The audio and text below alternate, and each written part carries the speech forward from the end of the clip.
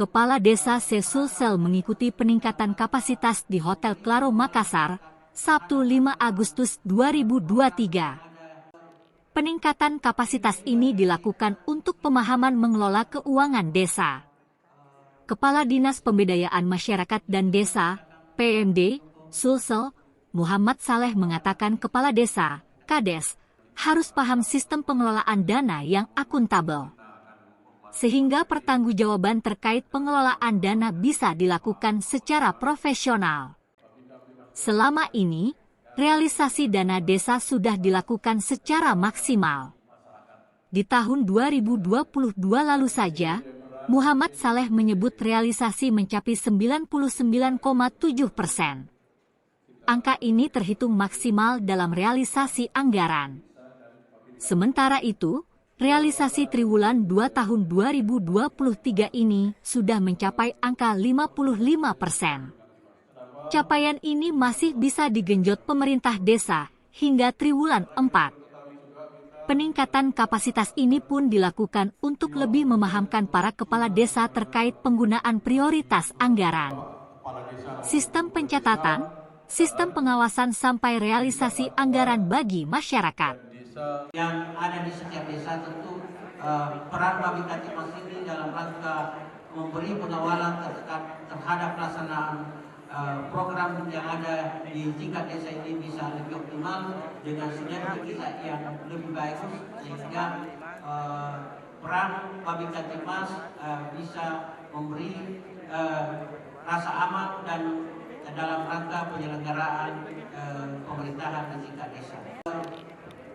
Demikian juga dari Tinggi Sulawesi Selatan, kita sangat berharap bahwa daerah Sulawesi Selatan.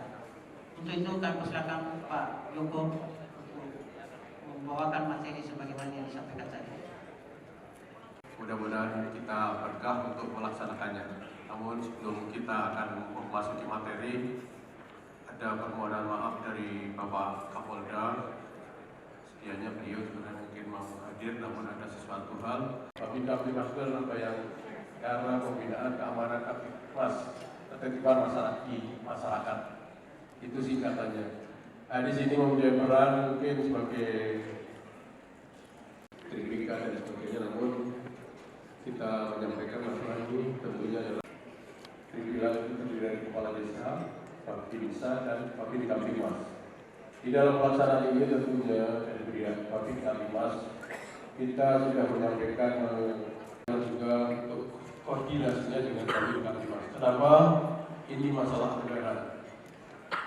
Tentunya anggaran itu banyak sekali yang kalau namanya anggaran desa ini anggarannya ini dan sebagainya. Tentunya ancaman-ancaman itu banyak di tingkat desa itu. Tentunya dalam hal penggunaan anggaran. Dalam pelaksanaan penggunaan anggaran dana desa ini, tapi kita dari pihak kepolisian tidak korupsi.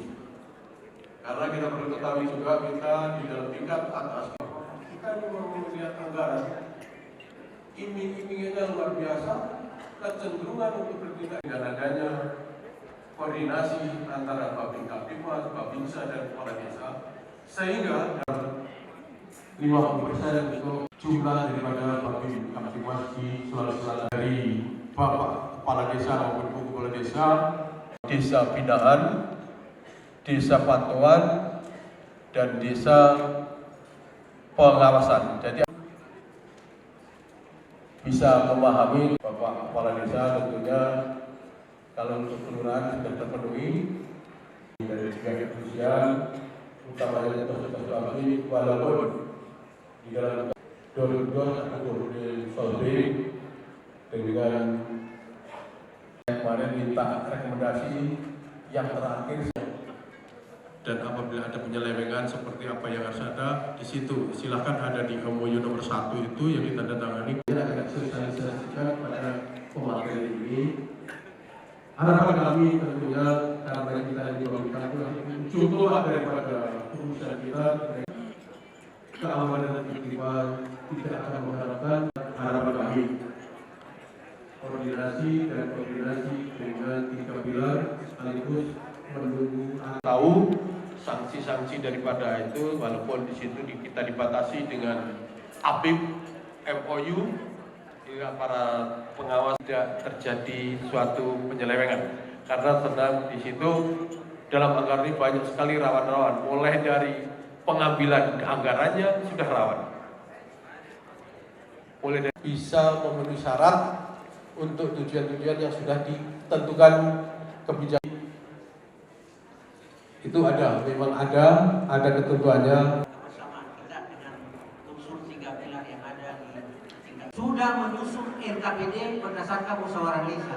APBD desa sudah ditetapkan berdasarkan musyawarah desa. Nah, melaksanakan program kegiatannya berdasarkan APBD desa. Dan sekarang tidak ada lagi dana yang keluar langsung by cash, semua melalui transaksi non tunai.